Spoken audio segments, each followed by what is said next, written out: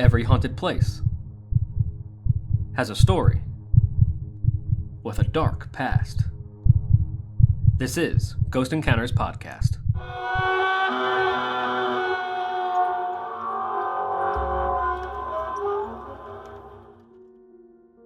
Welcome back, all you spooky people, to the Ghost Encounters Podcast. I am paranormal investigator Justin Torok. And I'm Jordan, the group scientist. I'm Hannah, your death-obsessed bestie.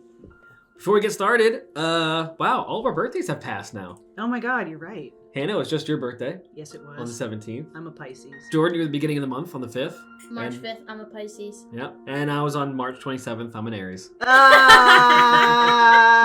You missed the Pisces boat. Yes, Sorry I about did. it. It's okay. I'm fine with being an Aries, and I am. And my entire self is the epitome of an Aries. Wouldn't you agree? Yeah, I agree. I'm a Pisces. Everyone hates us. We don't care. Exactly!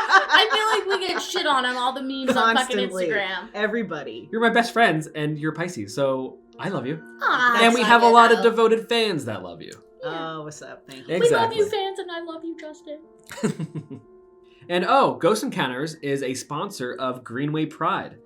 Greenway Pride is a kickoff the Pride event in Southside Bethlehem in Pennsylvania. It is on May 18th from 1 to 4 p.m. So if you're in the area and you want to come to a fun, family-friendly Pride event, come on by.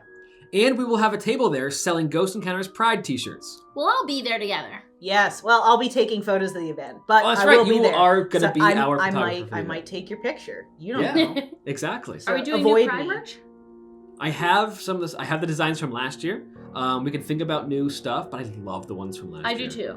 Yeah. I really like the ones. They were great. So if you're in the area, come on by. It's going to be a great event. Do we have tank tops for those? I could make tank tops. We should do tank tops. I would wear tank I tops. was just for thinking those. we should probably do tank tops. Okay. Yeah. We'll have Sun's t-shirts out. and tank tops. Sun's out, guns out. Woohoo! Well, in my case, it's like lunch lady arms. Woo! You know what? All arms are good arms. It's Yeah. fine. Yes. Now, if you remember from last episode, there are a number of things you have to remember to avoid these cautionary tale ghosts and folklore. Now we have some more stuff that you're going to have to remember. If you're the kind of person that doesn't like to step on a crack, because you might break your mother's back, and you're the kind of person who definitely will not walk underneath a ladder, this episode is not for you because we are talking about superstitions. In the shadowy realm of superstitions, where the mundane morphs into the ominous, a series of age-old beliefs beckon the weary and the skeptic alike. From the silent slink of a black cat crossing your path, to the reckless opening of an umbrella indoors, these events invite bad luck into the sanctuary of your home. Dare you hold your breath as you pass a cemetery in a futile attempt to ward off the spirits of the departed. In this eerie tapestry of superstitions, each thread intertwines with the whispers of caution that dance on the edge of our collective fears. Let's start with one of the most well-known superstitions, which is black cats and black cats crossing your path. In the twilight of human history, where myth intertwines with truth, the tale of black cats and their ominous reputation unfolds, casting a long shadow over the annals of superstition. This narrative finds its roots in ancient Egypt, a civilization that held cats to the highest esteem, adorning them with divine significance and integrating them into the households as symbols of protection and grace. A number of superstitions go all the way back to ancient Egyptians, right? It's funny that you say that. Mine goes back to ancient Egypt too. Mine We'll get to do it. not. Mine do not. But others that's who are cool. looking at it, it's just crazy how it goes back that far. Every time I think of cats, I always think of in The Mummy when he holds up the white cat. Oh my god, and I love the that. guy, what is his name? Imhotep is Imhotep. like, he like turns into sand and like leaves the Yep. apartment. It always makes me crack up laughing. He's like, he's a kitty. He's he like, goes, look what I got. Oh, Fucking I haven't love seen that it in movie. so Same. long. I haven't seen it in so long, and I gotta watch it again. I always say I'm gonna watch it, and then I fall asleep. One of the best movies ever made. it is Truly, truly. we support Brendan Fraser in this household. Seriously. 100%. Yet as history marched forward, these revered creatures fell from grace, particularly in the 13th century, when Pope Gregory IX branded them as incarnations of Lucifer himself, marking the beginning of a dark chapter that would entangle black cats with the forces of the occult and damnation in the eyes of the medieval Christian church. That's shitty. Like, what'd the cats Totally. do to Yeah. you? He set forth this this act that pretty much banned a lot of things and marked a lot of things as evil. He's the reason why Christians believe a number of things are evil, including black cats. Ugh. Black cats are cute. They So are. cute. I have a black cat. I did have 2 black cats. Rest in peace, Luna. She died of mast cell tumors, but I still have Salem. She's a black cat, I met and I Salem. love her to death. She has big old eyes. Her fangs stick Oh my out. god, Love it. she is like, she'll just like look at She'll you. just stare at you like and she's her staring eyes into your are really soul. wide, and she's like, "What are you doing in my house? What are you doing here?" How dare. Yeah, and Luna was just so cute. Yeah, she She's was. just a Her little- favorite food was pizza. Oh. Tried to take cutie. pizza slices out of the box. That's so I love black cats. But this decree by Pope Gregory not only condemned black cats as embodiments of Satan, but also ignited the horrific witch hunts across Europe. Oh shit. Mm-hmm. This conflation of black cats with witchcraft and malevolence soon crossed the Atlantic with the Puritan colonists. Obviously, we know everything about Salem, Massachusetts, and the witch hunts. We had a whole podcast episode on that. You can listen to it. But there was a superstition that if a black cat crossed your path, it would bring misfortune. They believed that spells or even a curse were at the work of these creatures who are witches in disguise. So they thought a black cat crossed your path was a witch in disguise, and if you saw that, that means they cast a spell on you or a curse, because all of a sudden bad things would happen after they saw the black cat. Hypothetically, if I was a witch and somebody told me this, I would immediately stop turning into a black cat. But as we know, during the witch hunts, Oh, no one used there was rationality. no common sense. Yeah, none. It was just people being It was nonsense. crazy. But then, during the Middle Ages, amid the ravages of the bubonic plague, the mass killing of cats under the guise of purging evil happened, and they also thought that the cats were responsible for the disease. Ironically, killing these cats the way they did and just throwing them out actually spread the disease by allowing rodent populations to flourish. Mm-hmm. So they thought black cats were idiots. evil, so they were trying to purge. So stupid. I know. They're trying to purge their land of evil. They also thought that black cats were bringing in the plague, but because they had so many cat corpses lying around because they didn't know what to do with them, it helped the rodent population, which we know now the rodents were the ones carrying the disease. Yeah, because they're So carrying ironically, those they were fleas. actually helping spread the disease this entire time. Oh no. Fucking humans are fucking morons. We're It's included true. in that bunch. Yes. Unfortunately. Oh no. Yet not all cultures share this bleak view of black cats. In places like ancient Egypt, Scotland, and Japan, black cats are celebrated as symbols of good fortune, prosperity, and protection. This illustrates how superstitions can diverge wildly based on cultural context. Well, thank God the Scotland people got it right. They got it Scottish right, people. right? Fuck yeah. those Egyptians, those my people. Scotland, Japan, they got it right. I wonder if there was any like connection between maybe Scottish druidic practices and black cats being Probably. Probably. as I feel like Yeah. that would make sense. That would Makes make a lot of perfect sense. Yeah. I The didn't pig- get into that in depth with it and to go that Yeah, route, yeah. but that would make total sense. I would believe it. Yeah. Because we all know Fuck Han- the church. Hannah wants, well, that too, but Hannah also wants to go to Ireland and Scotland. Yeah. I want to go to Scotland so bad. The legacy of black cats then intertwined with Halloween, and the shadows of superstition persists in the modern imagination, and this is a testament to the power of folklore and humanity. Whether seen as malevolent spirits or beloved guardians, black cats embody the enduring fascination with the unknown and the unseen forces that shape our world, reminding us that fear and fortune are often two sides of the same coin. I like that. That's a nice turn of phrase. Yeah, thank you. Yeah, I love black cats. Me They're too. lovely. They They're are. beautiful creatures. They're so friendly. At I love least, them. yeah. They're just like any other cat. Yeah. Yeah, With their own little personalities. exactly. So all cats are different in good ways. Yeah, because some cats are not black cats and they are evil Assholes. bitches. Like calico cats. Calico cats can be so mean. My freaking grandfather and my Grammy Gail, she freaking had this cat named Puss Puss. And that cat was fucking mean. If you have a black cat, please send us your pictures. Yeah, I I want want to to see. taste. Yes. I want to know their names too because I like the names. Yes. You know, mine were Luna and my one that I still have is Salem. So I want to know your names and I want to see pictures of your black cats. I don't think I've ever had a black cat. You've had a lot of cats. I've had a lot of cats, but I think my mom had a black cat named Samson. Oh. Okay. And he had feline leukemia. Aw. So he passed away. Meredith, our friend Meredith, has a black cat. Yeah, Benny. Benny won the pet photo contest in Style magazine last year So as cute. one of the cutest animals. Yeah, He is cute. Benny is such a sweet boy. Oh, He was an Benny the outdoor kitty. little scrappy cat. And now he came in, now he's a big, plump. He's a house dumpster cat. blessing. Meredith, I know you're listening. Hi, Mare. Hi, Mare. And hi, Benny. Hey, Betty Blanco. I always call him, there's this movie, and this one guy in the movie is called Betty Blanco from the Bronx. So I see, and then she calls him Betty Blanco too. So I'm like, oh, he's so cute. Benny boy. Benny and the Jets. Benny and the Cute. Jet. Benny and the Benny, Benny. Sorry. Well, Jordan, the one you're about to say, I have heard my entire life growing Yeah, up. same. And always. I never knew where this came from. So I cannot wait to hear about it. So the one I chose was opening an umbrella inside brings you bad luck. Which everyone and their mother and their grandmother has heard their entire life. Yeah, we Right? all know this. Yeah, this is a super common superstition, but it has origins that cover a more practical idea to a more supernatural one, which I really like. The supernatural one, we'll get to it. It's more like a spiritual one. Sure. So, one theory links it back to the 18th century when the first modern umbrellas were invented. These early models had sharp metal spokes, like little spikes at the end, Ooh. and a quick springing mechanism that we have today, kind of.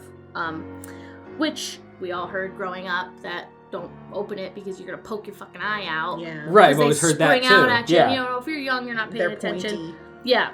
And especially if you're in like small places, you know, and you open up this like spring mechanism, you definitely don't want it to like pop you in the face. Because, I mean, some of them are metal. They're like the tip that like touches the ground so people walk with them. Mhm. That could really hurt you. Yeah. I'm pausing because I'm looking up, trying to find pictures of like old 18th century Yeah. umbrellas. Oh my And God. they're not like, they're huge. They're big ass Yeah. umbrellas. And they do have these like, I can't find any pictures, but there's illustrations. They do Yeah, have like yeah. sharp. these sharp metal pieces coming out, so I can understand that. Like, Yeah. you really could poke someone's eye out. All Yeah. the umbrellas were goth as fuck. Yeah, they were. Super. Yeah, I love it. This but- superstition could have just started as like a safety warning. They're just like, oh, please don't do that. Don't. Ah. You'll you know, shoot we your don't. eye out, Yeah, you like know? we don't want to be sued. Hey. However, another origin traces back to ancient Egyptians, Oh, which here I we thought go. was pretty cool. Who had a more spiritual take on the superstition. Ancient Egyptians mainly used umbrellas to shield themselves from the sun. They were fashioned out of papyrus and peacock feathers and designed in the likeliness of the Egyptian goddess of the sky. And I'm pretty sure that that's Nut, but I could be wrong. An umbrella shade was considered sacred and strictly reserved for like nobility. And if you like Right. apparently, like if you're just like standing there fanning this Cleopatra wannabe and you go into the shade, they like literally like if you go into her Like even accidentally. they could like instant potentially death. like kill your ass. Wow. Like it was like a big deal. Like you don't touch mobility shit. Wow. So therefore opening an umbrella indoors and away from the sun's contact was viewed as an insult to the sun god, which I'm pretty sure is Ra, Yep. since it went against the natural purpose of the umbrella. I see. So then the sun god would take revenge on an entire household and just wipe the asses out. Wow. Yeah. So it's literally So, the whole yeah. idea of bad luck of opening umbrella Yeah. inside. They were like, yo, comes you all the just way cursed back. our family, motherfucker. That's like- wild. Yeah, crazy. and I didn't know that. I just thought it was I like, didn't know that either. You're gonna poke your eye out, kid. You know? Yeah. Right, like that's And what now I always yeah. figured too. But I always heard the bad luck aspect as well. I was like, why is it bad luck to open an umbrella inside? Who cares? Yeah. You know? Like But- other than like you're gonna use it to knock your fucking brother over and then we're gonna have a Right. problem. But like, they were very respectful of their gods. So if you use something intended for something else and it would kind of like a mockery of the god, like they would totally hate that. I could see that. Yeah. But that's fascinating. all about Yeah. the umbrellas. I think. That's really cool. I had no idea where that Yeah, came from. same. When I read this, because I know we had a list and everything, I was like, no, I have to put this one in because it's about ancient Egypt. Yeah, right. we got 2 Egypt mentions so Yeah. far. That's pretty cool. Hannah, you are up next. What superstition did you look up? I'd never heard this one before. But singing at the dinner table apparently summons evil spirits. That is really cool. Yeah, I've Yeah. never heard this one before. No, I love it. I kind of tangentially connect it to my, like, I kind of collect superstitions about whistling, so I kind of connected it to those. Okay. They're basically all kind of along the lines of like, don't whistle in the dark, don't whistle in the forest, because it'll draw in like the evil spirits, right? Mm-hmm. And there's like an Appalachian version of the superstition. Of course there is. Of course there is. And there's also like a TikTok creator that I watch, Che Jim. And he says that is also a belief among certain indigenous American tribes. Oh, okay. That, like, you don't go outside and you don't whistle into the dark in the night because you'll fucking draw something in. That's crazy. I fucking love learning about like Native American lore and Same. indigenous lore. It's Yeah, so dude. interesting. That stuff is really cool. Go follow Che Jim. He's Dine, which is Navajo. That's what the Navajos refer to themselves as. Okay. Cool. And that is CHE_JIM. Yes. He is a cool guy, and I like his content. Cool. I'm gonna give him a follow. Yeah, not sponsored. I don't know. He doesn't know who the fuck I am. I just follow his account. We know you. Yeah, not to be super parasocial about it. But anyway, fun fact about me: I am a pretty good whistler. That you are. And I've heard it. And it used to drive my dad fucking crazy. It would drive my fucking dad. dad. Some people hate when people whistle, and some people hate when people hum. It's like literally a thing. Oh my god, yeah. But I used to whistle in the car, and it would make my dad fucking livid. Mostly because it was loud and in an enclosed space. Yeah. And like, I didn't get it as a child. I thought my dad was just being like, no fun. But now I live with CJ, and he's just uncontrollable sounds all the time in the car where I am also. And I'm like, you know what, Dad? I get it. But Dave got his fucking revenge because he gave CJ a melodica. For no reason. What is that? It's like a thing that you blow into and you play the keys on it. It's kind of like a key. Oh my god. And now it's just that all the time forever in my apartment. So Dave got his revenge. D-Dub's got revenge. I sent him a text the other day. I was like, thanks a lot, Dad. Now I have to listen to the melodica until I'm dead. Thank you. About the superstition. This is don't sing at the dinner table. That's the whole superstition. Yeah. I got off track. But this is a German or Dutch superstition that one should not sing at the dinner table or it will summon evil spirits. Alternately, if you are singing at the dinner table, you are quote unquote singing to the devil for your supper. I've never heard either of these before, but now as an adult, I get why this is a thing that you wouldn't want people, especially kids to do, right? Because it's extremely fucking annoying. One source that I read said that their grandmother used to tell them and their siblings that that they should not sing at the dinner table, as it meant they would marry someone who is quote unquote crazy. That's pretty funny. Right? And I was like, how the fuck do you come up with that? Because I think it makes even less sense than the original, like, oh, it'll summon the evil spirits. Right. But that's apparently an Italian version of the superstition. There is a book called Don't Sing at the Table, Life Lessons from My Grandmothers, written by Adriana Trigiani. Which I have not read, but it was written in 2011. So that's like, it's a fairly recent use of, the superstition, the folk belief, whatever you want to call it. Apparently the don't sing at the table, you'll marry somebody crazy it's thought that it could be based on like a class division thing where, like, the line of thinking goes that wealthy people could afford nannies or potentially expensive etiquette lessons, or they would attend functions where etiquette was necessary. Or had music playing while they were eating. Yeah, I can see that. Yep, so you don't want to, like, if you're singing over the music, you're an asshole.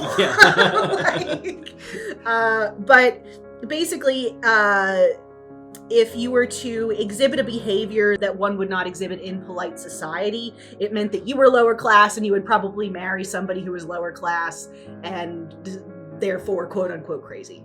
And that's it. That's you really broke that down. I can see that. Yeah, you know, I get it because that's what at least one of the sources said. I didn't come up with that on my own. Sure. Somebody told me this. But I get it. I see it. Don't. But I think the summoning spirits is more of like a just shut the fuck up, please. I want to eat my pot roast. Yeah. But I wonder why singing would summon the devil. Like, you're not It's just because there's food around, just because it's at night and there's food around. You're singing to the devil for your supper. I don't know, man. Do you think it has something to do with that, normally people pray before they eat, and then you're fucking it up by singing? Could I don't be. know. Oh, could be something like that. That's that like a makes reach. sense, too. That's a reach, but I mean, that's the only Could thing be. that popped in my head right now. it seems like less of a reach than marrying somebody crazy. Yeah, right. If you sing at the new. Yeah. So, yeah, that's I that. like food. Interesting. I like food too much. No devil's coming to take my food. Yeah. Be like, you can wait to take me until after I'm done eating, damn it. Yes. You gotta wait. Let me have my pot roast. Why am I fixated on the pot roast? I don't know. We're going to take a short break. We're going to open up an umbrella. I think I got one laying around. See what happens. And we'll be right back.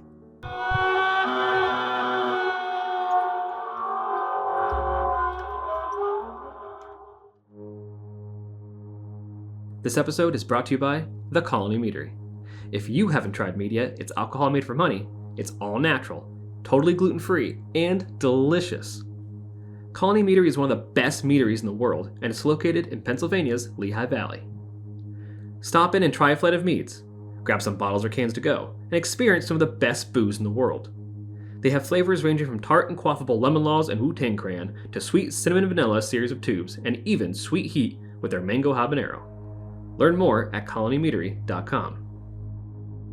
Ghost Encounters is sponsored by Phoenix Fire Media. Elevate your business with their digital marketing strategies, including their multi-award-winning social media marketing, photography, and video production. Phoenix Fire Media, igniting success through creative excellence. Visit phoenixfiremedia.com. If you're enjoying the Ghost Encounters podcast, hit subscribe and give us 5 stars. To watch full episodes of the Ghost Encounters show, visit ghost-encounters.com. And don't forget, when you're on our website, click on The Spooky Shop for all your Ghost Encounters spooky swag. To stay up to date with Ghost Encounters, follow us on Facebook, Instagram, TikTok, and YouTube at Ghost Encounters PA. To send spooky fan stories, email GhostEncountersStories@gmail.com or message us on social. Do you want ad-free episodes of Ghost Encounters podcast, plus bonus episodes, extra content, and much more? Then you should head to Patreon and be a spooky VIP. Go to patreon.com/Ghost Encounters podcast and be haunted from all the benefits with the spooky VIP membership. Are you interested in becoming a sponsor on the Ghost Encounters podcast and haunting the ears of thousands of listeners with your brand? Summon us through our website or send an email to ghostencounterspa@gmail.com. We have numerous sponsorship opportunities lurking and waiting for you.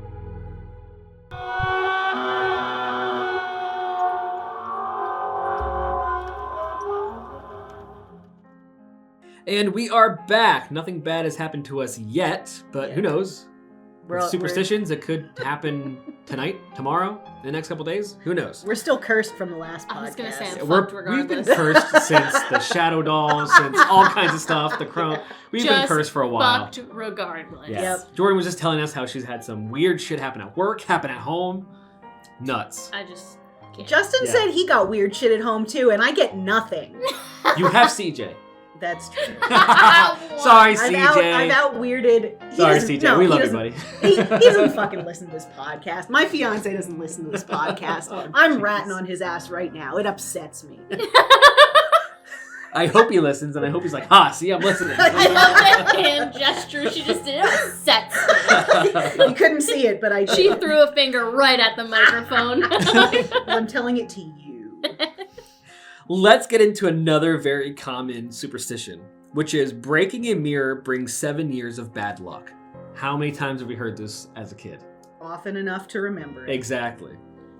In the dimly lit corners of an ancient Roman household, a mirror not only reflected the visage of its beholder, but was thought to harbor the very essence of their soul. It was a belief shared across continents from the whispering halls of Greece to the sacred lands of China, Africa, and India, that mirrors held a supernatural connection to the realm of spirits. They were not just tools for vanity, but sacred gateways offering a glimpse into the soul itself. Therefore, to damage a mirror was to invite calamity upon one's spirit, distorting its divine reflection and courting misfortune. They believed that damaging the mirror would damage the soul for 7 years. Why 7? Yes. Okay, all right. I'm just about to get into that. I was going to say. I know. I was like, why the number 7? Yeah. Another Roman origin is the belief that our soul renews every 7 years. So if you crack or break a mirror, your soul receives a 7-year sentence of bad luck. Sucks. It comes down to the Romans. Yeah. Pretty cool. They like the number 7. Is it like a sacred number? That I'm not sure. I mean, there's a bunch of them. But I know number 7 comes up pretty often, especially in like the Catholic Church stuff too. Yeah. You know? It's one of those like holy numbers. It was also believed that if a mirror cracked or broke, the soul could be trapped inside forever. The person's soul would become trapped in the world the mirror represented. It's a little bit of Bloody Mary there. Yeah, I was just gonna bring that up. A little bit of Bloody Mary there, yeah. how your soul could be trapped in the mirror. That was kind of new to me. I never heard that one, but that came up in research that instead of 7 years of bad luck, you could actually be trapped inside, which makes sense if they really believe that the mirror is peering into one's soul, right?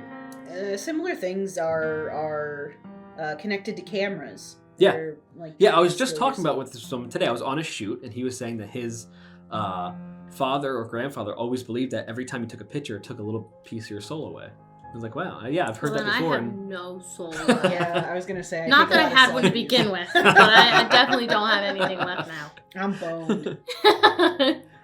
And as we know, like cameras have mirrors inside of them, so I'm sure it kind of works to that. Yeah, unless you have our new mirrorless cameras. That's true. But anyway, whether rooted in myth or steeped in a psychological effect, the legend persists, a timeless warning that sometimes the reflections we break can ripple through the fabric of our lives with unforeseen consequences. Interesting. I have broken a mirror before, and I don't think I've had 7 years of bad luck. But I mean, I'm just the most unlucky person on the planet, so I mean, I don't think me breaking a mirror is going to change much, but I shouldn't say that. It's like, it can always get worse. It can. It can always get worse. Like, literally, I've found, like, hundreds of 4-leaf clovers in my life, and I think every time I find one, it just is reversed. no, seriously, Hannah, I don't even know if you know this. Jordan is the master at finding 4-leaf clovers. Really? I shit you not. She will stand in someone's yard, look down for 20 seconds, and just, oh, I found one. Yeah, While I could stare at a patch of grass for an hour and not see the damn thing. I was reading that it's 1 in 10,000.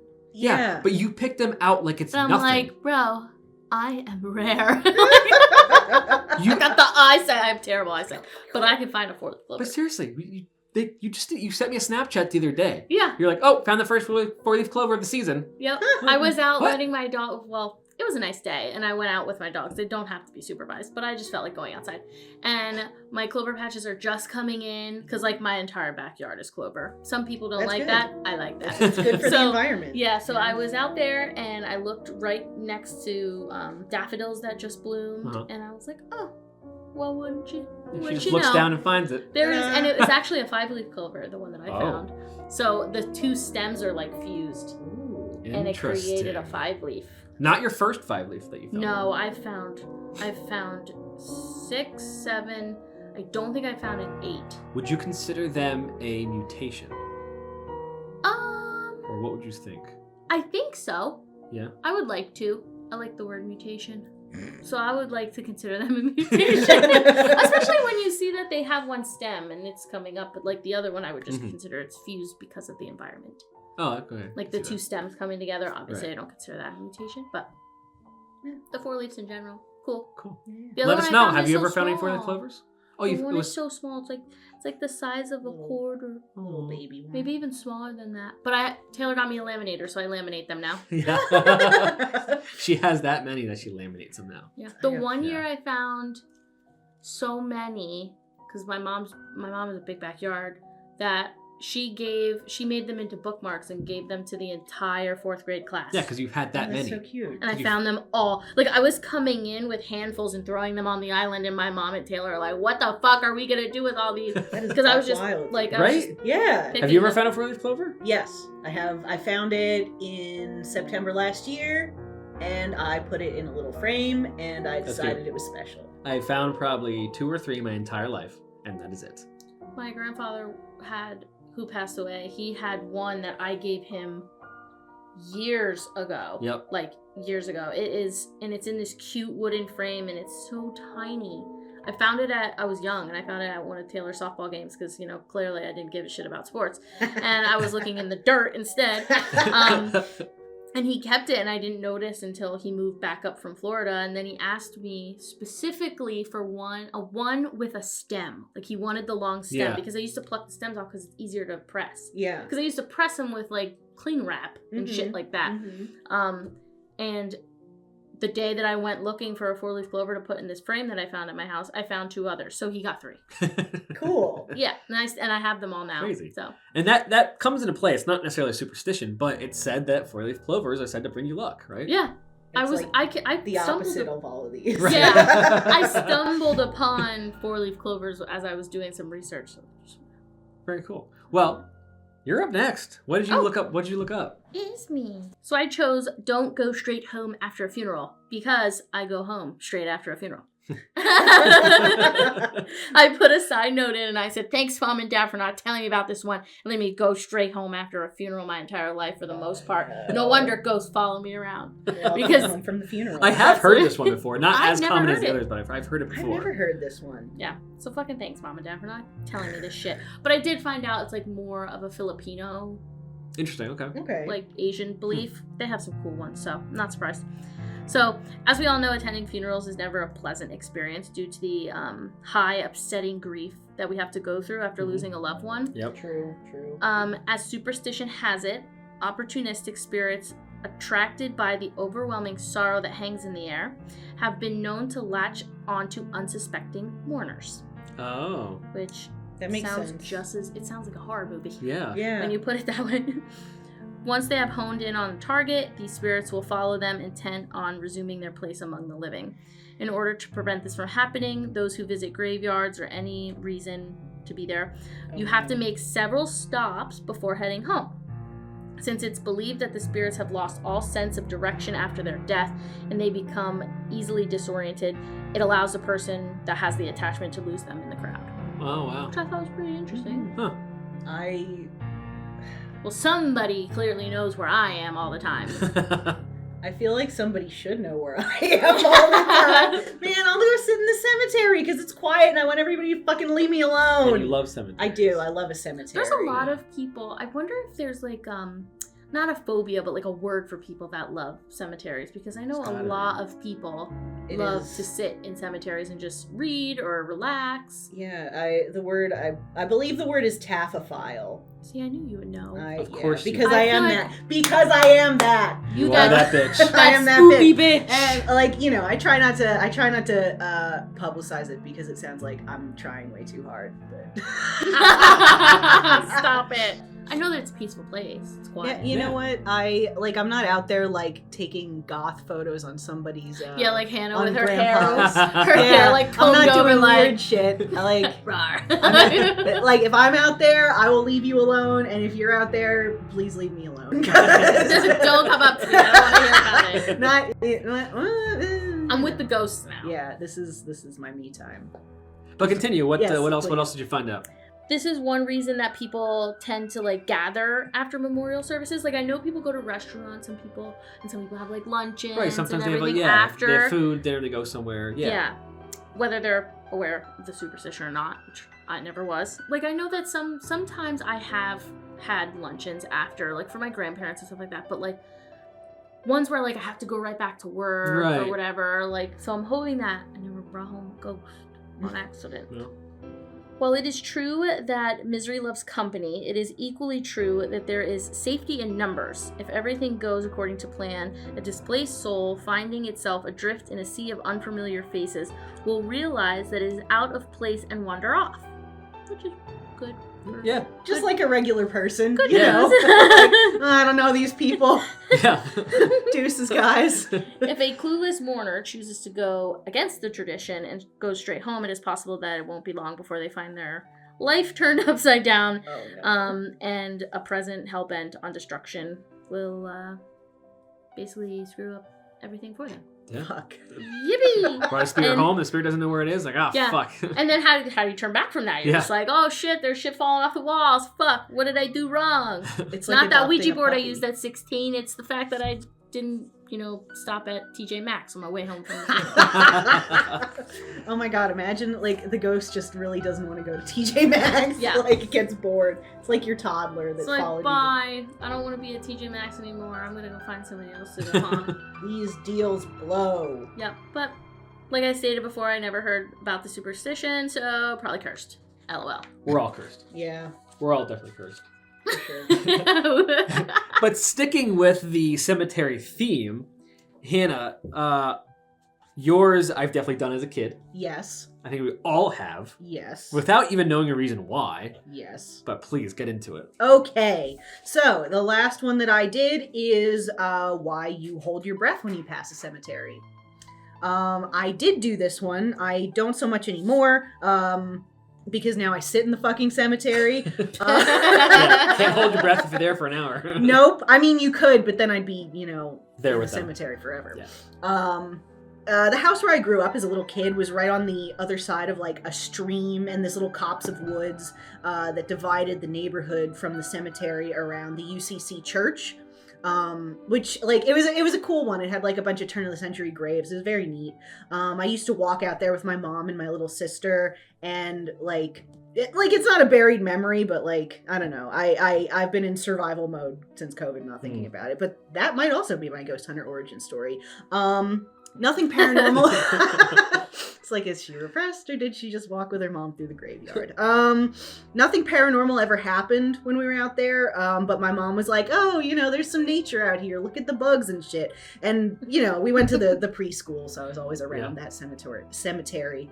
My sister got the nature stuff. I just got the death. So That's funny. Right? You never can tell how your kids are going to turn out.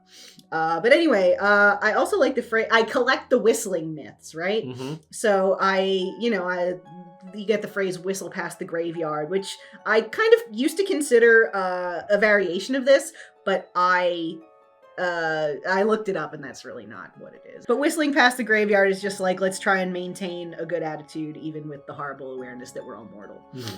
And it's really that more sentence so fast. I'm so fascinated. You were just like mortal. I was like, holy shit! You really Did you want me to was that too fast? Should I tone it down? No, No, I was just amazing. You impressed. can talk that fast. I was just kind of like, let's get it out there and like actually talk about the shit that I was supposed to research.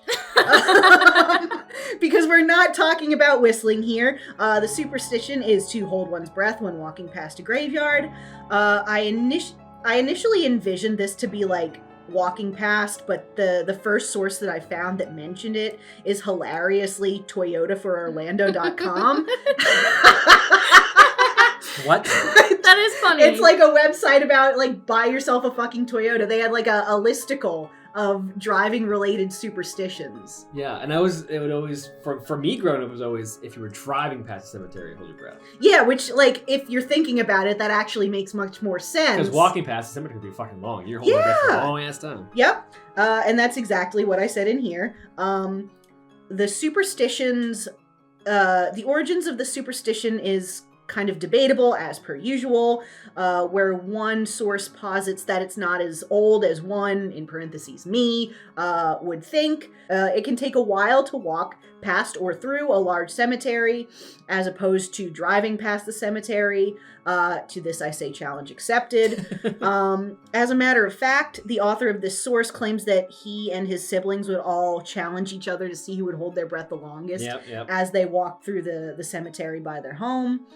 That said, the superstition also may have originated during the bubonic plague times. Oh, wow. Yeah, there we go. We got another plague That would one. make sense. You don't want the death in the air and you just hold your breath. Yeah, you don't want to breathe it in.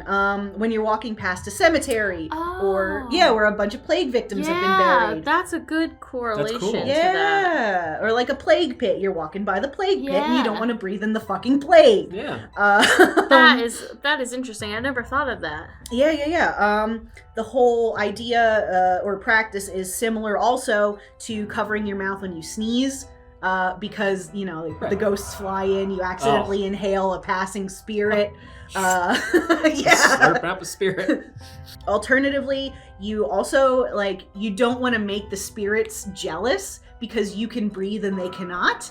And they would get jealous of your breathing and attack you. I heard that one too. That's the one I heard growing up. Uh-huh. Was they're jealous that you can breathe, so they're angry. Yeah. I never heard that's any the of one those. I I only heard. heard that if you breathe, that the spirit can take over. That's all. Yeah, like basically you what I inhale heard. the ghost. My parents weren't very good with these superstitions. They were just like, whatever. Don't freaking breathe. Hold your breath. They probably just told me to hold my breath so that I'd pass out and not freaking talk in the car. So I would yap about anything, or I'd sing obnoxiously. So Yeah, there you go. No Just singing. don't sing at the dinner table. Yeah, because you're Yeah. also cursed. probably did that too. Well, these were fascinating stories. It's really cool to learn about superstitions that I've always heard growing up, but learn their origins about where they come from and how they came about. I thought that was really cool. Yeah, no, super interesting because it's just stuff that you do automatically and you don't really think about it. Right, stuff that you've heard, that Mhm. your parents heard, that your grandparents heard, and it's just been woven into the fabric of our culture that don't do these things because they're bad, Yep. but to learn where they Let's, came from is cool. Play Very Superstitious by Stevie Wonder. It just popped into my head. I'm like, very superstition. Sorry. In the words of Michael Scott, I'm not superstitious, but I am a little stitious. A little stitches. Now, we didn't have a spooky fan story planned for today, but yesterday we received a wonderful, wonderful email from Wonton Soup. Yay! Wonton our Soup! friend.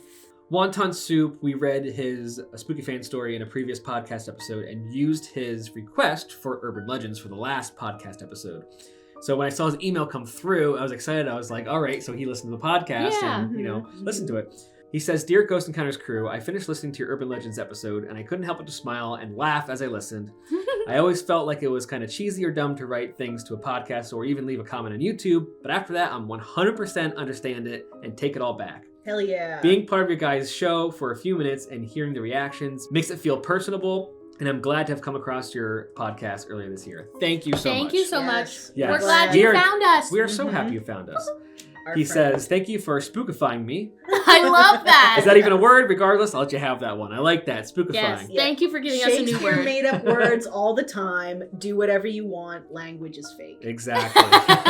Language is ours to take over. He said, honestly, I learned so much from the episode, like the possible inspiration and origins to Bloody Mary and Slit-Mouthed Woman. I wonder what sort of urban legends we'll hear about from this time period in the future. Interesting. That is a good take on Yeah. it. Mhm. I share Hannah's sentiment with having to charge the ghost rent. And if you haven't seen it, I recommend watching Why Ghosts Don't Haunt Asians on YouTube. Hannah's comment immediately brought that to my mind. I I'll thought that was watch really it. funny. But he actually sent in another spooky fan story. So Hannah, I'm going to have you read that. Okay. Thank Just you, a side Wonton note, this Soup. is so fun that like if Right. more people like wrote in the way he Yeah. or they have been writing in, I just think that it would be so fun to keep going back and forth with this. Yeah, And now exactly. they're Mhm. like somebody that we're gonna remember for a really, really long time. Yeah. Exactly. Wonton Soup. It makes me super emotional. We love you. We're glad we're friends now. Keep writing to us. Hi. BFF. Glad to spookify. Yeah, Yes. always. Okay, let's get into the other spooky fan story from Wonton Soup. Wonton Soup says, the only other experience I have to share was just a small emotional feeling I had back in 2010. I was going to culinary school in Rhode Island, good for you, man, at the time, and one of my roommates was from Massachusetts. I believe it was the weekend before the Halloween weekend, and we went up to Salem and toured around the area looking at all the sights. Beautiful Halloween vibes all throughout. Definitely would recommend. We love Salem. We've Yeah. been there. Like 100 bajillion thousand times. I've never been to Salem. I want to go so bad. It's- Everybody's so bad. gotta go. My sister Yeah. fucking went, and I didn't get to fucking go, and I'm so mad about it. I could tell. I can I'm so mad Those were about 2 it. F-bombs in 1 sentence. It's endless F-bombs. Should I cut back? Yes. Will I? No. I Should do we what I say want. fuck no? Fuck no! Okay. Salem. We're in Salem. Later, we drove to this location called Danvers State Hospital, which was supposedly a lunatic asylum back in the day. I remember my roommate telling me how his father would ride his bike around the area when he was a kid, and he could hear actual screaming from the place. Damn. Naturally, being college kids, we wanted to see it. I remember as we drove up there being all dumb and just laughing and cracking jokes, and then I saw it. The central tower point.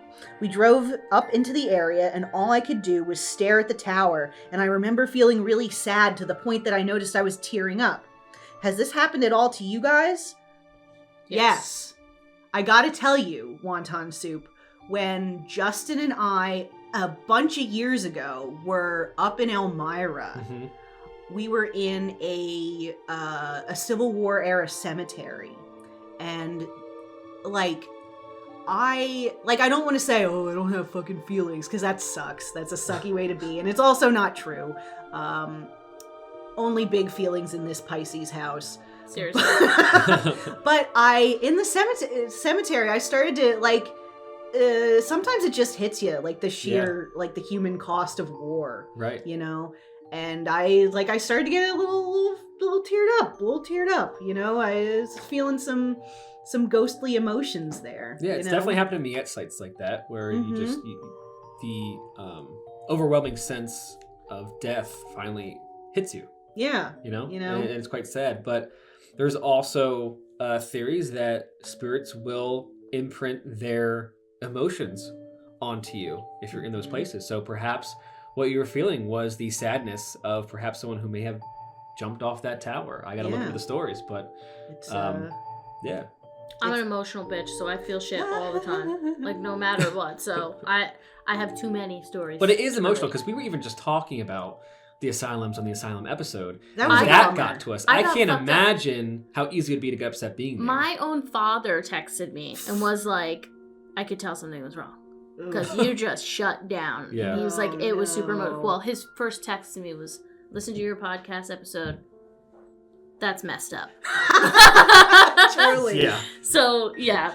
It's an emotional thing. Yeah. Anyway, where was I?